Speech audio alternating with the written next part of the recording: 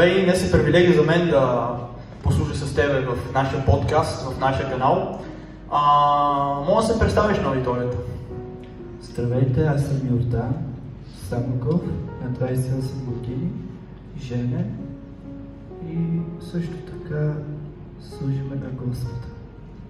Страхотно. Това е нашият приятел Йордан. Аз съм Ангел Руменов и съм водещ на подкастите Младежите победиха лукави. Очаквайте в скоро време пакта за Библията и се абонирайте за нашия канал и останете до край, за да се насърчите. Като първи въпрос, както питам всичките, които идват, как е потръгнала твоята вяра? Аз съм от много малък в църквата. Моята майка ме водеше още докато бях бебе. След което аз стигнах до някаква зряла възраст, ходех на детско служение и като цяло целият ми живот мина в църквата. До сега. Ти си на 28 години и си от малък в църквата, казваш, и това е страхотно. Като човек, който си отдавна в църквата, като цяло, говорим, около 20 години служиш на Бог, и си служил на Бог, и служиш на Бог, и никога не си се предавал, казва, че си щастливо женен. Имаш ли призвание от Бога, което е специфично към тебе, което Бог ти е обещал?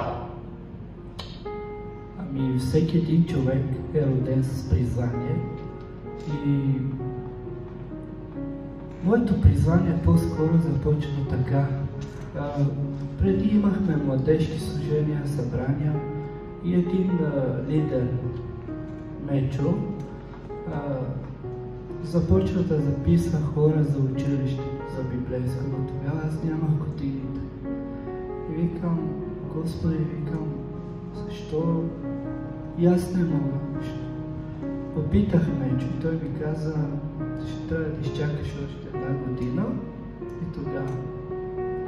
След което аз сънувах сън, че те идват в къщи и ми казват, бързо идвай, защото ти трябва да дойдеш на училище. И аз много се зарадвах. Когато слязох, не бях облечен дори. Бързах. И изведнъж се озовавам на едно място като това и покрай мен имаше двама ангела, които казаха, от сега нататък не ние ще говорим, но ти ще говориш на тях. И се мина малко време и ми звъннаха от училището, че мога да се запиша. И моето призвание е това да благовествам и да разказвам на хората, че Бог съществува, че няма подобен на него, че спасението ни е само в него. Това е страхотна история. Като говори за училището, ти завършил ли си библейско училище? Да, завършил съм библейското училище. След това отново получих предложение за мисионер. И той ми каза, зарежи всякаква работа, идвай да учиш. Цели 2 месеца бях там и благодаря на Господа, всичко мина точно и завърших на училището. Ти като човек, който работиш и си в сферата на работник, и когато ти предложих това предложение, какво ти се въртеше в главата? Беше много трудно. Човек се откъде ще дадат финанси и тогава бях и на квартира. И Господ се погрижи по един или друг начин. Искам да насърча и другите, когато дойде такова предложение към вас, не дейте да мислите сега, какво ще стане, кой ще гледа жената и така нататък.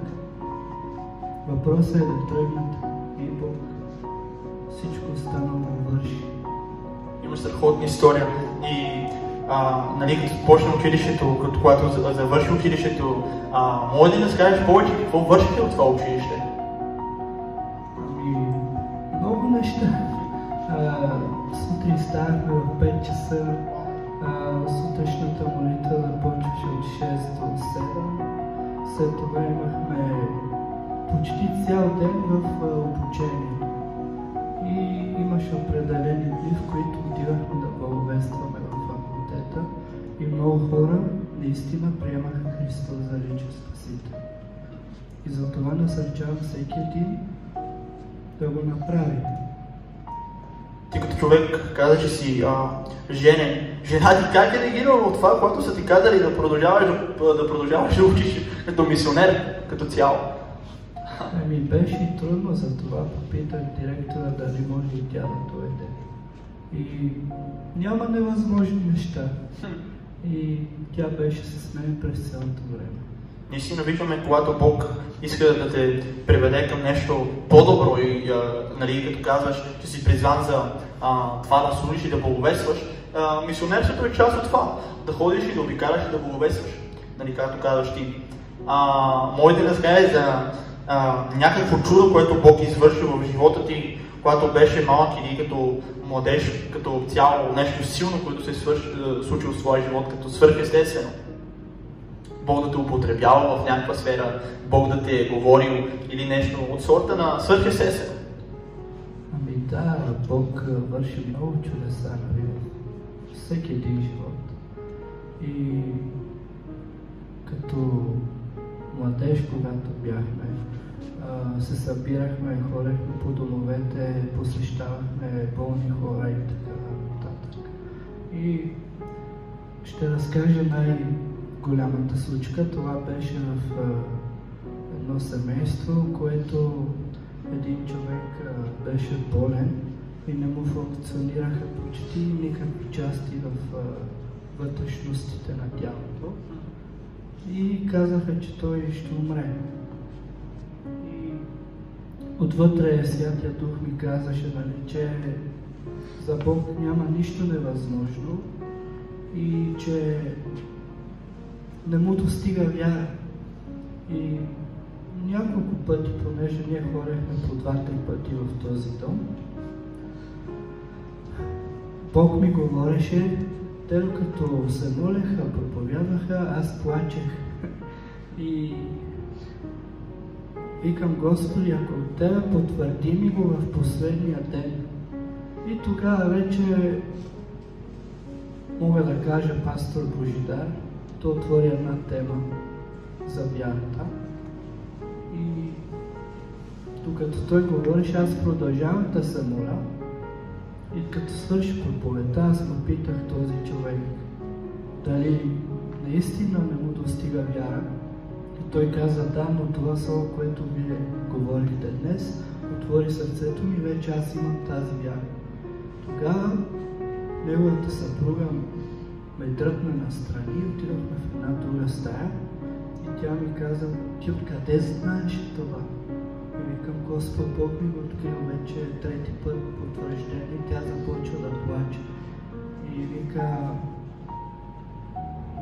ако наистина Бог изцели мъжа, ще направя братска трапеза. Първо ще покана вас. Така. И наистина в следващия път в понеделник този човек и сезамата излязоха благополучни и нямаше никаква болест. И след това отново Бог ме проговори и каза да му кажа, че ако се върне в стария си начин на живот, всичко, което беше преживял преди, ще го преживя отново. И аз бях длъжен да му кажа. И надявам се всичко да е наред. Бог да го благослови, да го слуша, да се сети това, което Бог е направил в живота му. Защото Бог бави, но не забравя. Страхотно това каза за вярата. Като последен въпрос искам да те попитам: какво е твоето мнение за българската църква и, нали, като казват, ромската църква? Каква е разликата между православната църква и нашата протестантска? Ами, разликата в това е, че ние вярваме в един истинен Бог. И това е Исус Христос. Ние не се покланяме на икони, не се покланяме на идоли.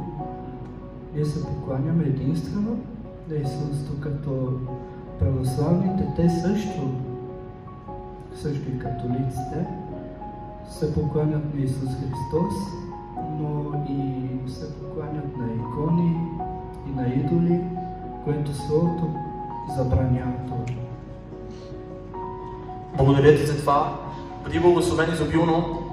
Благодаря ви за отделеното време, което отделихте. Благодаря ви за това, че останахте до край. Бъдете благословени и очаквайте нови видеа с нови хора, които ще ни разказват за вярата си в Исус, за това как са тръгнали, за това как Бог е вършил чудеса в тяхния живот. Очаквайте много скоро факти за Библията и нови подкасти. Бъдете благословени!